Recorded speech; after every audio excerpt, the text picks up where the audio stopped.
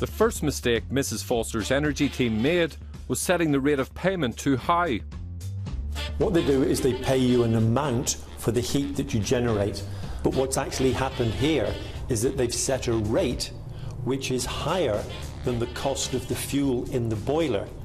Therefore, you're actually incentivized to run the boiler for as many hours as possible. So in other words, what they're paying you is more than it costs you to run it? That's exactly the problem. In other words, in this scheme, the more you burn, the more you earn? Basically, yes. That sounds like a really fundamental cock-up. Yes, it is. The system means that for the next 20 years, the payment is very likely to be higher than the cost of the wood. So how did Arlene Foster's energy team get the rate so badly wrong? Back in 2011, a rate was proposed which was less than the cost of the wood. At the time of the original arithmetic for the scheme, the cost of the wood to burn in the boilers was higher than the subsidy would have been paid. At the time the scheme came into operation, that relationship had reversed, and that was fatal. The change came about after a public consultation, where pressure was applied by businesses to raise the rate or tariff. There are many voices in the context of the consultation saying that the tariff was too low. Andrew McCormick took over as the boss of the Department of Enterprise, now the Department for the Economy, in 2014. There's been strong pressure during the consultation to have higher tariffs. And so the rate, the tariff, was increased. But the energy team in the department didn't realise that the rate was now more than the cost of the wood. The subsidy on the fuel was greater than the cost of buying the fuel. This was a heads you win, tails you can't lose type situation, where the owner of the boiler was going to make money so long as he ran the boiler for more hours. Despite supposedly being a green scheme, the higher rate discouraged energy efficiency. This is the paradox of it. Burn more wood and you get more money. It's not an incentive to improve or enhance the environment. It's an incentive to put more smoke up into it. The scheme was set up here in November 2012. A similar scheme had been introduced in Great Britain the year before. The GB scheme has a vital inbuilt cost control, which was not copied across to our model. Another crucial mistake by Mrs. Foster's energy team. But at the heart of the scheme was a fatal flaw, the lack of anything like sufficient control. It meant the department ended up with a scheme where the more you burn, the more you earn. Cash for ash. With hindsight, deep regret, had we stayed closer to the GB scheme, maybe even been a subset of it or a variant on it rather than a separate scheme, that might have been better. Not copying the GB model meant the absence of a key safety valve called tiering. Michael Doran explained to me how an ideal heat incentive scheme should work, paying a high rate initially that drops off.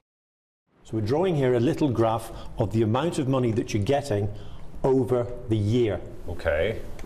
So in an ideal world, you set a rate that's relatively high for the first number of hours over the year, then you drop that rate and you pay a lower rate for the rest of the year. And why do you start off with a higher rate? Two reasons. First of all, you're trying to cover the cost of the boiler up front. So the boiler's quite expensive, and we know that the government doesn't just send checks to people and say, here, buy a boiler.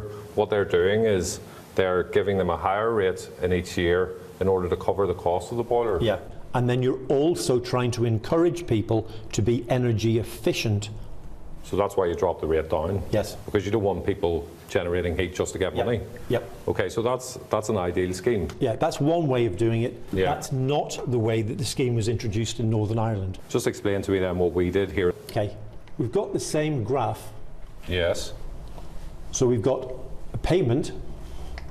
Payment starts off high. Yes. But the payment continued on at that rate for the entire year. There was no drop. Okay, and this scheme lasts for 20 years, so is it like that for the whole 20 years? You're getting that rate for the whole 20 years, and that's where the scheme went wrong. The lack of a key cost control, tiering, dropping the rate down, is acknowledged by the department, as a fatal blunder. The hard fact is that there was not a proper assessment of the risk. Especially the risk arising from the absence of a tiered tariff. The failure to copy the GB model meant the department ended up with a scheme which was fundamentally flawed. And it missed a crucial opportunity to right that wrong. Less than a year after the scheme started, a whistleblower approached the Minister Arlene Foster with concerns. The Minister referred the whistleblower to her department. The whistleblower met Fiona Hepper and other officials, a meeting she later noted in an email. Spotlight has exclusively obtained a copy of that email from the whistleblower to the department, and in it, the whistleblower is remarkably clear in setting out her concerns. For example, she tells the department it's now in the interests of businesses here to waste energy. And it shows she says she warned the department in autumn 2013 about the serious flaws in the scheme. The whistleblower's apparently very clear advice was ignored. It wouldn't be the last time. Shortly after the scheme was introduced, the department missed yet another chance to control the costs. In 2013, London introduced a cost control to the GB scheme called digression. To understand it, think of the budget like a cake. In Great Britain, there was only one cake to go round, and the more applicants there were, the less cake they each got. No matter how many applicants there were, the overall funding never got any bigger. There was only one pot of cash, and the more applicants there were, the less they each got. This is digression. But your records show, if the department had been advised that the English scheme had decided to introduce digression.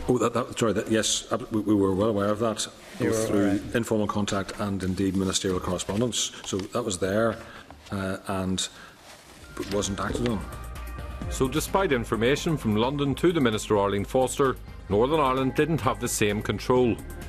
Here there wasn't just one cake, there was cake all round. Arlene Foster turned down our request for an interview, but in a statement, she said that at no stage was any proposal for cost controls, like tiering or digression, made to her by departmental officials. With such a high rate and without key cost controls, the Northern Ireland scheme was lucrative.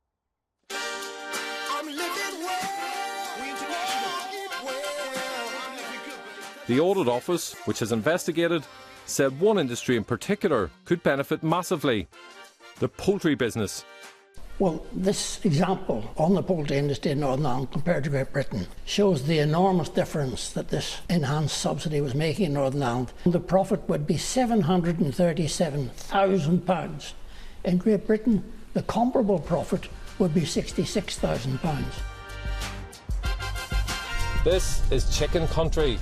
As you drive around this part of County Tyrone, you can't help but notice these big poultry houses dotted across the countryside. And hundreds of poultry farms in Northern Ireland are now getting their heat from these wood pellet boilers. Because of the flaws in the RHI scheme, some of those poultry farmers are making serious money. 24/7 usage in some contexts, entirely legitimate and reasonable, the business need for it, and in poultry or whatever, it's absolutely fine. The renewable heat incentive was so generous that some people thought it was too good to be true, but it wasn't. And in the early part of 2015, applications did start to go up.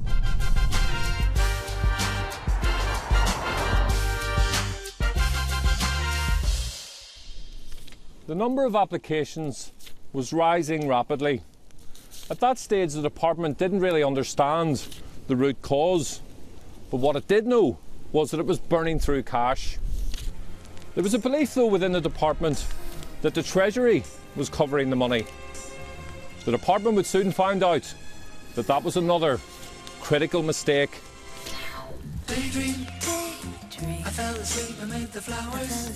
They believed that Northern Ireland's day-to-day funding, the block grant, was safe.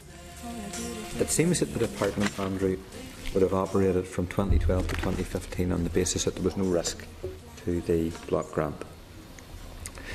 And that everything was going to be covered by the Treasury. In practice, yes. That was a mistaken belief. The Treasury was only prepared to pay 3% of the overall cost of the scheme across the UK. When the bills came in and they were going well above 3%, the Treasury was perfectly entitled to say, stop, what's going wrong? The Treasury emailed the department in 2011 to warn there would be a limit.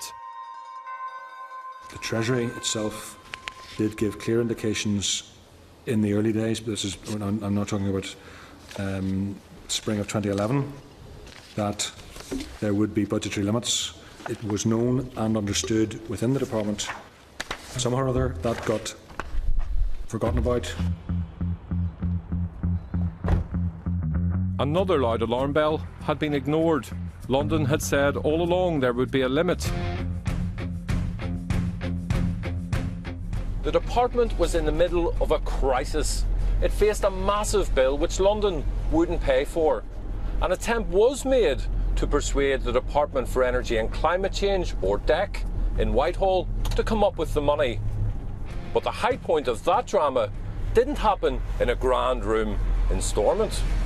You said earlier on, it was passed to you in the back of a taxi on the way to meeting in DEC. You were told to ask for more money. Didn't quite say it like that, yes. You did? Or well, close to that, yes, okay. Yeah. That too is astounding.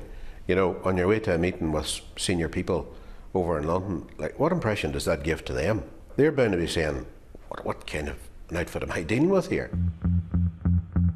The department failed to persuade London to come up with the cash. The record shows that that was a blind alley, that we went up a blind alley. The department had mistakenly believed that the Treasury was paying come what may. Some have questioned whether that false belief led to mistakes. Would you accept that that type of complacency led directly to the failed regulation by the department? It's definitely connected, there's no question about that. And one does get the feel that there isn't the scrutiny of that because it's not coming out of the block grant. And if it's not coming out of the block grant, there seems to be a mentality. What does it matter? What does matter? It's all public money. Without London covering, the department tried to take action. They indicated they would change the scheme. But that led to hundreds of applications while the scheme was still lucrative. It made a bad situation even worse. They basically had to go back to the drawing board and redesign the scheme. The department suggested they were going to move to this less lucrative scheme, and what happens then? People rush through the door. In that period, the market understood that there was going to be a reduction in the monies that were coming out of it, so there was a big spike. So the number of applications went up substantially. They inadvertently create this spike. In just 2 months, this spike accounted for nearly £500 million of the cost. The story was obviously out. Gossip was going from one person to another. This is so profitable it won't last much longer. Get in quickly. The scheme was changed and was now how it should have been at the start, and still financially attractive enough for Diana Gass, who applied after the change. Proof that people would still have applied for a less lucrative scheme. It'll take us about 10 years before we start to make any saving. But even if there isn't, we're getting a better product for our money. We would get a better, consistent heat. The change to the scheme came too late. The damage had been done. RHI was closed in February. The financial consequences are dramatic. The total comes to over a billion, 1.18 billion if I recall correctly.